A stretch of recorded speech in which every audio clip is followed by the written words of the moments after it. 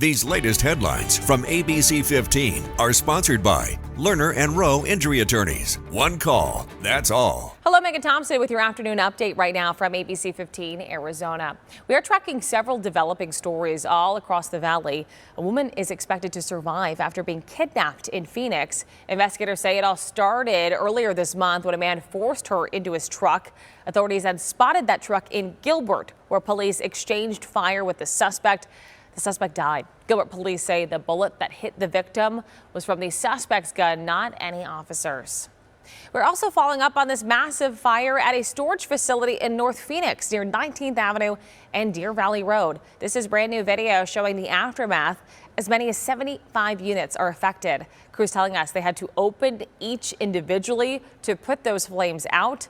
The cause is still under investigation. And we are working to learn more about this crash involving a motorcycle in Phoenix. It happened late last night near 47th Avenue and Thomas. Police telling us the motorcyclist was taken to the hospital with serious injuries.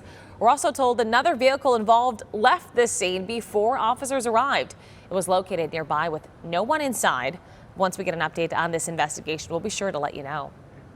Turning now to an immigration scam targeting Arizonans. Attorney General Chris Mays speaking exclusively with ABC 15 about the scam that falsely promises safety from deportation or even citizenship, all in exchange for thousands of dollars. Mays says her office has seen increased reports of this since President Donald Trump began his second term. So far, Mays says they have not filed charges against the scammers. They're working right now to collect more evidence. People who can't afford to lose this much money, losing money to scammers and fraudsters, that's really disheartening, and it makes me angry as the Attorney General.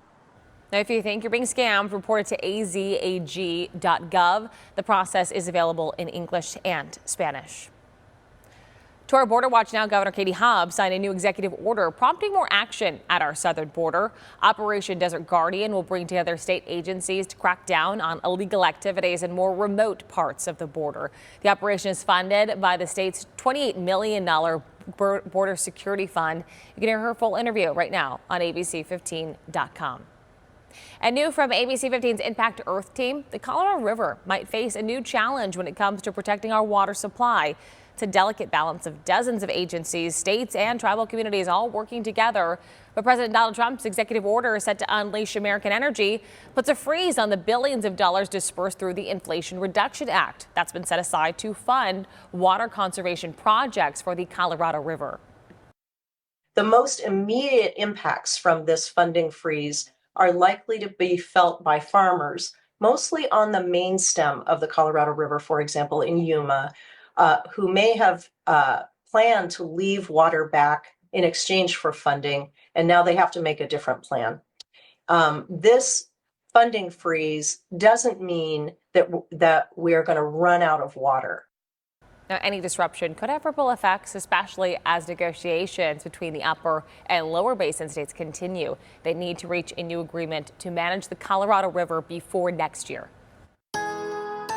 With your most accurate forecast on this hump day, I'm meteorologist Jorge Torres. Temperatures starting off on the mild side once again, around 60 degrees at 8 o'clock here in the valley. At midday, we'll already be at 80 degrees, and there is our forecast, 90 degrees yet again, just shy of the all-time record for this date, 91, set back in 1986. Across northern Arizona today, mild too, with highs in the upper 50s there in Flagstaff, 60s along the rim, with 70s and 80s across the majority of the lower deserts, but some areas like Phoenix and Yuma topping out in the lower 90s today. So we're going to keep those temperatures below record territory, still well above average, including with today's high of 90. For Thursday and Friday, we'll be in the mid 80s, and the rest of your 7-day forecast showing those temperatures dropping a little more by the weekend, with highs in the 70s here in the valley through early next week. In the high country, we'll keep highs right around 60s today, cooler tomorrow, and then for the weekend and early next week, rain and snow chances pick up, and those temperatures drop into the 40s for highs beginning on Monday.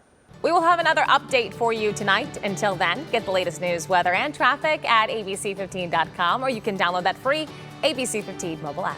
These latest headlines from ABC15 are sponsored by Lerner and Rowe Injury Attorneys. One call, that's all.